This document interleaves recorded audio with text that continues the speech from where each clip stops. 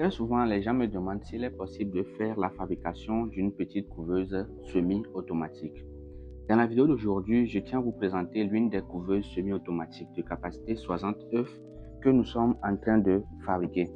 C'est cette couveuse qui est devant nous ici.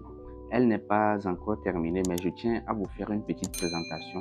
Et par là, je tiens à montrer à ceux qui aimeraient fabriquer une couveuse pour leur petit élevage qu'il est possible de faire une couveuse avec les boîtes en plastique et obtenir un très bon résultat.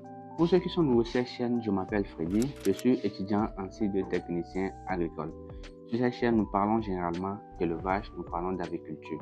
Ici, nous parlons également de couveuses, nous parlons de la fabrication et surtout de la manipulation des couveuses.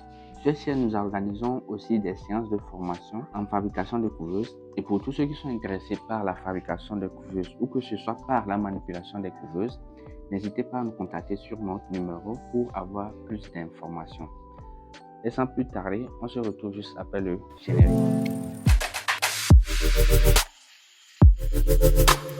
Donc, comme je le disais au début de cette vidéo, aujourd'hui, je vais vous montrer par quelle étape vous pouvez passer pour obtenir une couveuse semi-automatique de petite taille.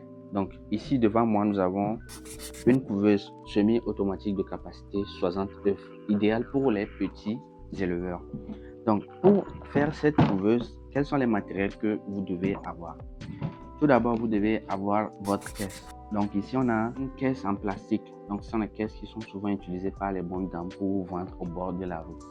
À part cette caisse, vous aurez besoin de quoi? Ici, je l'ouvre pour vous montrer. À part la caisse, nous aurons besoin des alvéoles en plastique de 30 œufs. Donc ici, on a des alvéoles en plastique de 30 œufs. C'est ces alvéoles qui vont nous permettre de faire notre système de retournement semi-automatique dans la couveuse. Donc pour le moment, le système de retournement, elle n'est pas prêt. Donc les alvéoles sont juste à l'intérieur. À part cela, nous aurons aussi besoin des matériels comme ici. Nous aurons besoin d'un ventilo. Nous aurons besoin d'une ampoule avec une douille. Et puis nous aurons besoin d'un thermostat. Donc si vous voyez un peu sur ce côté de la couveuse, vous allez voir que les différents matériels là sont déjà branchés sur notre couveuse. Vous allez voir ici, nous avons le thermostat, le modèle ISHW3001. Nous avons un interrupteur. Et bon, je vous montre l'intérieur. Si vous voyez l'intérieur de notre couveuse ici, nous avons le système qui est collé ici avec le ventilateur pour amener la chaleur à l'intérieur. Donc, vous allez vous poser la question, comment est-ce qu'on a fait les branchements à l'intérieur du boîtier? Donc, je vais ouvrir le boîtier, vous allez voir. Donc, ici, nous avons l'intérieur de notre boîtier.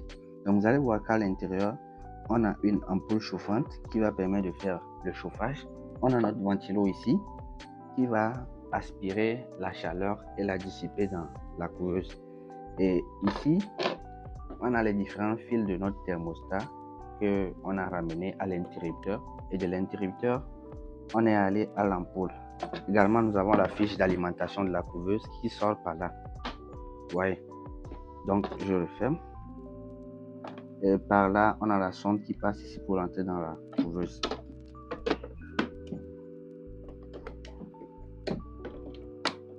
Donc, ce qu'on prévoit faire, c'est que à la fin de cette couveuse, on aura un système qui va permettre à ce que on a deux alvéoles de ce type à l'intérieur, ce qui fait au total une capacité de 60 œufs. Donc, les systèmes seront à l'intérieur de cette manière.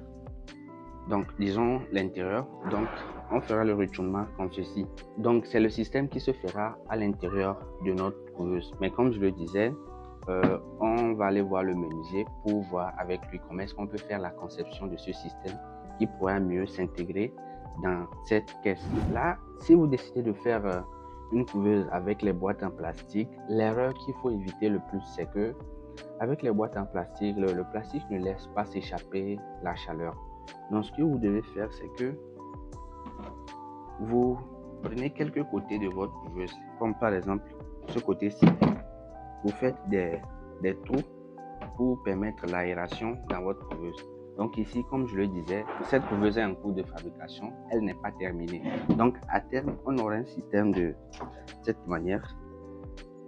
Donc on prend un petit compas, on met et on fait un cercle comme ça.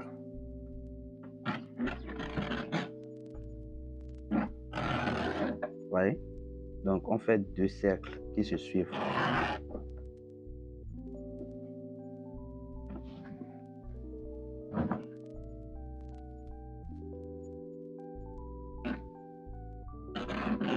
Donc sur ces 2 cercles, on va faire de petits trous.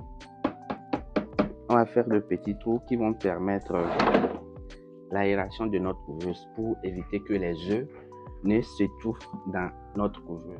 Également, pour ce type de couveuse, il faut surtout prévoir une source d'eau à l'intérieur. Ce qui veut dire que vous devez mettre une assiette ou soit un gobelet à l'intérieur de la couveuse pour pouvoir générer de l'humidité. Donc, nous, ce qu'on a fait, c'est qu'on a laissé une place du côté du ventilo pour pouvoir mettre de l'eau, pour que le ventilo souffle directement dans l'eau et pour pouvoir produire de l'humidité et la dissiper dans la couveuse. Voilà à peu près ce que j'ai voulu vous présenter sur notre modèle de couveuse que nous sommes en train de fabriquer.